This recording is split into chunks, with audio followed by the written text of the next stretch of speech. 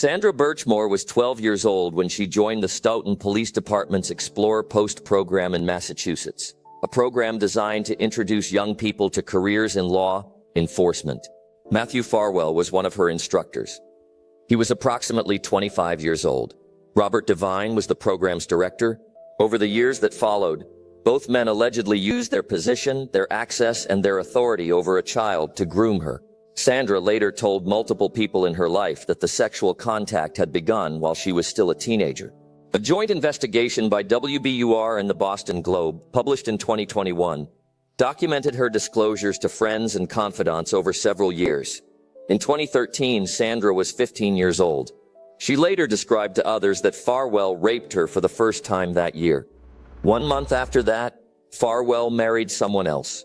The abuse continued for nearly a decade, according to testimony from the people Sandra confided in, including, allegedly, while Farwell was on duty as a Stoughton police detective. He had a badge. He had a gun.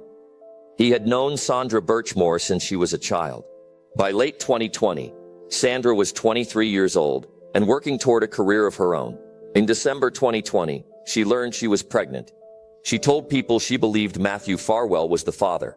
On February 1st, 2021, surveillance footage from her apartment building in Canton, Massachusetts, captured Sandra inside that afternoon. That same evening, Matthew Farwell entered the building. He left approximately 30 minutes later. Sandra Birchmore was never seen alive again.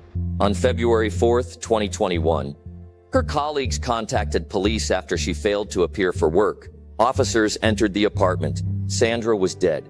She was still wearing the same clothes she had worn on February 1st. Canton police and state troopers assigned to the Norfolk County District Attorney's Office responded to the scene. Before the medical examiner's autopsy was complete, the death was officially ruled a suicide by asphyxia. The ruling was entered and closed. No homicide investigation was opened. Sandra's family was told it was suicide. Nothing more to investigate.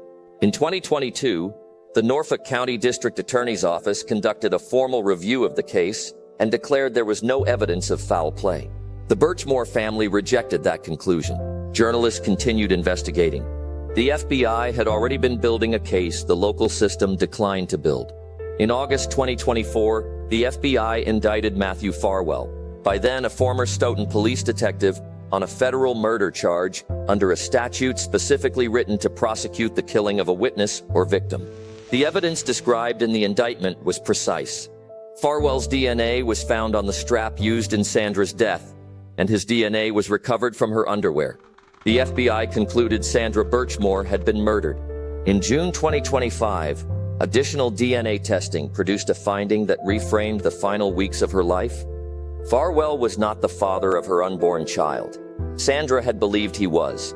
That belief, and what it may have meant in the weeks before February 1st, became part of the federal prosecution's theory of motive.